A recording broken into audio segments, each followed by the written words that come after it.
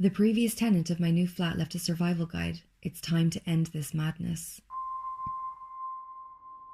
When I saw her out the window, garden shears being gripped by both hands and a maniacal expression on her face, I just stood still. I was frozen to the spot in shock. I felt no pain at all from the burn on my face. Everything was numb.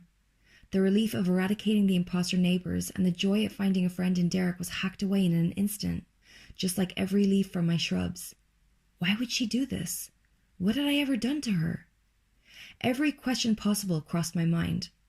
I could feel the frustration bubbling inside me. Everything about this place just threw up question after question, and for every answer I got, there were 10 new questions waiting to be asked. At that moment in time, though, only one was truly important. How did Prudence know? I thought about Terry and her telephone conversations. I didn't want to think that the sweet lady I thought Terry had turned out to be would do that, but it did cross my mind. I thought of Ian the postman. I'd had bad vibes from him for a while. Maybe he'd seen Derek coming up the stairs while on his rounds that morning. I stood there, frozen, pondering all these things, until I saw Prudence collapse onto the memorial bench, sobbing, head in her hands. She was surrounded by the remains of my attempt at a garden, with the shears laid out on the floor. The stairs were kind to me on the way down. It took 4 flights to make it to the bottom. I ran down the corridor and out the back entrance of the block, no idea what I was going to say. "Prudence," was all I could manage. Nice one, Cat. She sat bolt upright before turning and standing quicker than I thought possible for an old lady. "You evil, stupid little girl! Do you have any idea what you've done?" She screamed, so much animation in her face that the spaces between her wrinkles pulsated like veins on an angry weightlifter. "Me? You think I'm evil? You left that shitty note hidden, missing everything I needed to know, and got my boyfriend killed. And what you're doing to your own—" I screamed, tears beginning to roll before she interrupted me. "Don't you dare talk about her." Her voice cracked, and she broke down again, this time falling to her knees, twigs and leaves sticking to the bottom of her dress. I didn't know what else to do, so I sat down on the floor. I knew that was probably a bad idea. This woman couldn't be trusted, and I hadn't forgotten that. But seeing an old lady crying on the cement floor still made me feel awful. "How did you know about the garden?" I asked her calmly, trying to change my approach. She shoved a crumpled up piece of paper into my hand. She didn't look at me. Her eyes remained on the floor. "Dear Prudence, I couldn't exist knowing what I'd done. I should never have told you about it. The last 2 won't grow stronger. She was never theirs to begin with. But I have to end her suffering. I'm sorry. Derek." I knew what he had done as soon as I'd finished the note. Lila, or what was left of her, was gone for good. Of all the creatures, only Jamie's killers from the lift remained. That's how Derek had spent the few hours I'd slept between our encounters. "This is all your fault," she sniffed. "My whole family are gone because of you." That hurt a lot. I trembled as I tried to speak, but I always really hated confrontation, and I could feel myself starting to glitch. How can you say that? I saw her, and she was trapped in a tiny cage eating dog food and small animals. Your family died in that lift, just like my Jamie." I may have struggled to get my words out, but I wasn't about to let Prudence Hemmings blame me for her decisions. Lila was better off dead than what she was, however awful that may sound. "What happened to your face?" Prudence growled at me. "Take you to visit floor number 9? He did this to her in the first place, not me, and now he's disfigured you." She was spinning things. I could feel throbbing as she mentioned my face. I really should have had medical attention. "This isn't his fault. You messed him up, and he did that to her because of you. You told me that yourself." I tried ferociously to defend Derek, but something inside me still felt uncomfortable about what he had done. I couldn't help it. Lila was an innocent little girl who shouldn't have been punished for Prue's mistakes. This whole thing was such a mess. I was grieving, and then I had her back for all those years, and then I lost Bernie, and then my home, and now I have to grieve for her all over again. Prudence continued to cry, but softer. I looked around at the chaos she'd created and up at the block my boyfriend had died in and rolled my eyes in disbelief that she could be so selfish. She continued, "Let me tell you about Lila. She was a beautiful little girl. As I mentioned before, I have 2 older children. They've had many other grandchildren. However, I haven't spoken to my oldest 2 in years, even before what happened with Lila. Lila was my first opportunity to get to know one of my grandchildren. Bernie adored her too, always reading her stories and sneaking her sweets. I begged my son to allow her to stay. My children were all incredibly ungrateful. They had it easy growing up and still resented me. I gave them a good, strict upbringing, but they didn't appreciate it. They said I was a cruel mother. Lila's dad was the only one I spoke to, but our relationship still wasn't that of a typical loving mother and son. But she was a second chance. It was a miracle when he agreed. I was more shocked that he'd convinced his wife to allow it.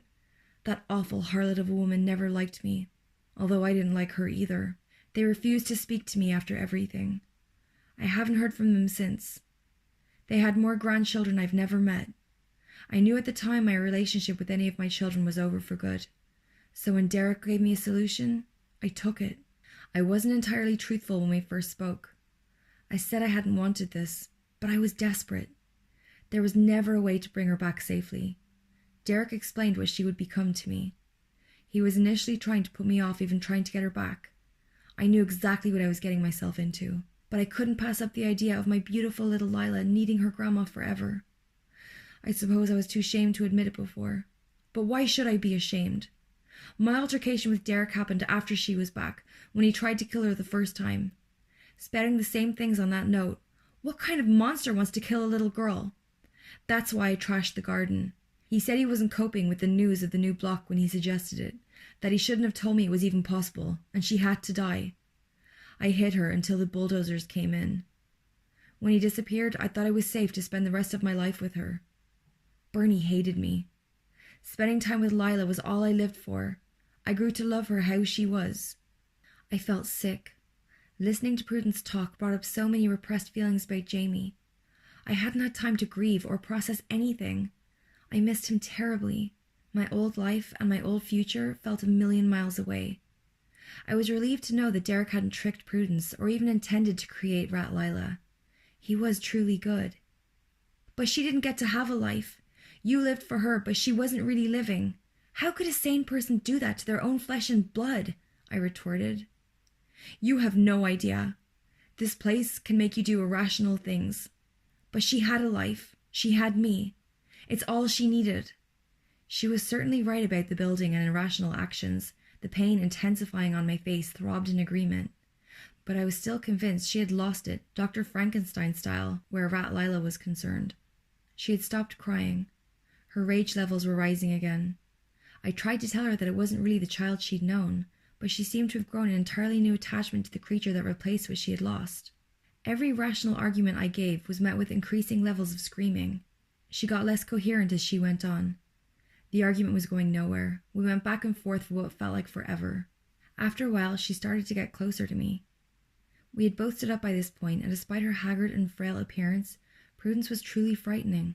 She looked unhinged. Her words were no longer going in. I was overwhelmed, and I had too many thoughts rushing through my mind to process her ranting. I took a few steps back, clearing a small distance between us. By this point, out of the corner of my eye, I could see neighbors in the windows of the block, watching the altercation outside. Prue's screaming had brought a lot of attention. It was bright, and I couldn't see well, but I turned to scan the windows and did recognize Eddie and Ellie watching from their bedroom, trying to wave at me. They frantically waved and pointed. I tried waving back and gesturing to them, but they kept pointing at me. Why were they pointing? Then I heard it. The garden shears scraping against the ground as Prudence picked them up and charged towards me. You ignorant little bitch! You weren't even listening! You don't deserve my home! You killed her! The twins had been telling me to turn around. I shouldn't have taken my eyes off her. Luckily, unlike my earlier shock when I had first seen her, I didn't freeze. My fight or flight instincts kicked in, and I ran faster than I ever have before. I burst back into the building and heard neighbors on the bottom floor lock their doors in a symphony of bolts clicking. I couldn't blame them. Prudence wasn't far behind me, and I wouldn't want to take her on in her current state if given a choice. But it didn't stop me pounding on their doors, begging someone to call the police, although something told me that in this building that wasn't going to happen. I ran up the stairs, still being followed by her. By the second floor, most were still locked, but a few had come out of their homes armed with a variety of heavy objects. Even in a crisis, I couldn't fault the community spirit here. I ran another flight of stairs that became 2, but still led me to floor 3, and then to the back of the corridor, I pounded on Terry's door. My heart was racing, but when I turned, Prue was nowhere to be seen. I was hoping the people who came out on floor 2 had stopped her, but something was odd. I hadn't heard any commotion. This wasn't the end of it. Eddie and Ellie hugged me tight as Terry let me in and bolted the door shut quickly behind her. I told her about what had happened. She couldn't believe what Prue had done. It turned out no one knew about Lila. I was edgy for the first hour, but Prue had disappeared. Terry helped to clean up my burn and put some cold compress on it. She offered to take me to the hospital, but I couldn't. I was too shaken up from what had just happened. I couldn't face trying to explain how I'd sustained my injuries, and I still hadn't reported Jamie missing. He still hadn't had any messages from his family, and work had given up calling. But his friends had started. They were harassing me non-stop, but I'd been too distracted to come up with a decent lie. It had been a week since I moved in, and it wouldn't be long until people realized something was seriously wrong. My conversations with my family had been short, with me insisting they didn't visit until we were unpacked and set up. On top of a murderous old lady and an untold amount of abnormal issues, the real-world problems were starting to creep up on me. I sat with Terry for hours, drinking tea and chatting to her. It started to get dark and Eddie and Ellie came into the living room after playing in the room for a while. The voids replaced the big brown puppy dog eyes again, and their claws looked especially sharp. But to me they were still adorable. Their transformation prompted me to head back to my flat. It was late. I needed to work out what to do next and how to dig myself out of this giant hole. I couldn't just keep planting gardens. I needed to do this myself. I wandered up the stairs. They went on for a while, but nothing too horrific. I passed the man on floor 5, nodding politely and continuing my ascent. I wondered if he'd received the letter of concern yet. He was a little unsettling. When I got to my floor, Mr. Prentice was making his animal noises again. I smiled, which hurt my face. After all the madness, I was starting to find the seemingly benign horrors of this building oddly comforting. I reached my flat and turned the key in the door before bolting myself in like Terry had. I could feel something wasn't right the moment I entered. The flat was in chaos, which was nothing new because we'd only just moved in a week ago, and I had been too preoccupied to unpack. But things were out of place. The organized chaos wasn't how I'd left it. Then she strolled out of my kitchen. Prudence Hemmings. She was carrying a large carving knife in her left hand this time. She was prepared for her attack. She smiled at me and lifted her right hand, jingling a set of keys that she had entered with. I turned to unbolt the door, but she grabbed me from behind before I could turn the handle to open it and held the knife to my throat. "I will kill you for what you've done," she whispered into my ear. Without a second thought, I leaned forward just a tad and swung my head back as hard as I could. I couldn't believe that it worked, but I must have broken her nose. Prudence dropped the knife and clutched her face, blood streaming between her fingers. I went to grab the knife, but she was closer and doing the same thing. I had no option but to run again. I grabbed the door handle and turned it to exit the flat as she tried to stab me. I was mostly out the door, but her arm was close enough to reach my side, and I felt the knife pierce the side of my torso. I was in searing pain, but I didn't stop running. As I stepped outside my flat, I could still hear Mr. Prentice's noises flooding the entire hallway. It gave me an idea. I ran towards his door, Prudence stabbing at me frantically, with blood gushing from her nose. A few got me as I stopped outside flat 48. The pain was awful, and I could feel myself starting to drift out of consciousness. I was losing a lot of blood. I would give my last breath to end Prue. So running on nothing but adrenaline, I knocked hard on flat 48 and shouted, "Mr. Prentice, can you help me?" It was a shot in the dark. I didn't know what would happen, but I had to try something. She had stopped stabbing at me. She was enjoying watching me bleed out slowly from the wounds she had already inflicted. I was incredibly weak, and I lost consciousness not long after that. But before I did, I heard heavy clunking from the inside of flat 48, chain locks being released and bolts being undone. I watched with blurry vision as a large creature that I can only describe as a cross between a bull and a wolf charged out of the flat and trampled the old witch to death. I could hear bones crunch just as I slipped away. I woke up in the hospital a day later. My parents were there, as were the police. Apparently, I had been found just outside the tower block with my handbag missing by a neighbour who had been watching from a window as it happened. The police told me that the person had seen the mugging out of their window. They had seen 2 men approach me and Jamie, splash something in my face, attack us, and when he tried to fight back, they bundled my boyfriend into a car, which the police had been searching for to no avail. He was officially missing. I was baffled, but grateful that Jamie's disappearance wouldn't be blamed on me. I went along with it and made out that he had ghosted work to enjoy our first week living together. I had been stabbed 4 times, but thankfully all in the right places, if there is such a thing as the right place to be stabbed. I lost a lot of blood, but I was going to be fine. They were all shallow. They assumed my burns were chemical and happened during the mugging too. The police promised to keep us updated, but they still can't find the car. They never will. I wish the story the police had told were true. It left some hope for Jamie. My parents weren't keen on me returning to the flat after what happened. They said the area was too rough and that I was living proof it wasn't safe. They offered to collect my stuff for me.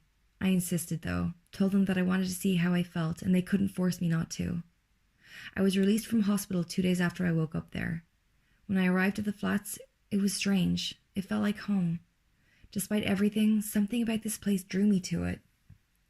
I took the lift for the first time since Jamie had died. I had to. I wasn't recovered enough to conquer too many stairs just yet, and I couldn't guarantee they'd be kind to me. I smiled at the lack of a button 9 and winced at the thought of the creatures. As I reached my corridor, I saw Mr. Prentice walking along with his newspaper and milk in a bag. He turned to me and smiled. "I wasn't sure you'd come back. It's nice to see you're up and walking."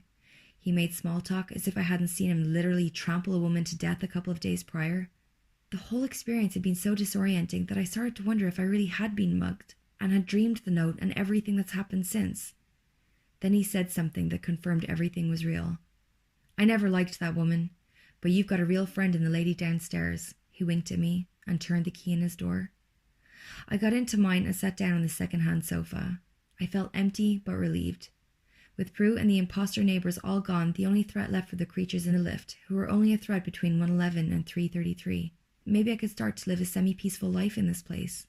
Terry knocked on the door. My handbag that I had left at hers before Prue attacked me in my flat on her arm. Mr. Prentice was right. She was a good friend. I thanked her for what she'd done and for what she'd told the police.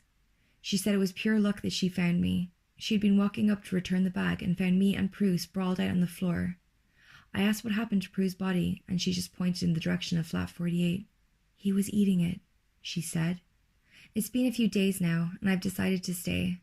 I can't imagine going back to complete normality after everything I've been through, and I've grown quite attached to some of the building's quirks. I tried replanting the garden with the help of the twins. I ripped a few stitches doing it, and Derek never came. I think he's gone for good. I'm ready to embrace life here. The last few days have been hard, but there's some time to breathe. Along with the time to breathe came the time to grieve, and I've been grieving badly for Jamie. This leads me to the last thing I have to tell you. Last night, I laid in bed, plagued with thoughts of Prue and everything that had happened. But what I couldn't get to leave my mind was how much happiness it brought her to have Lila back.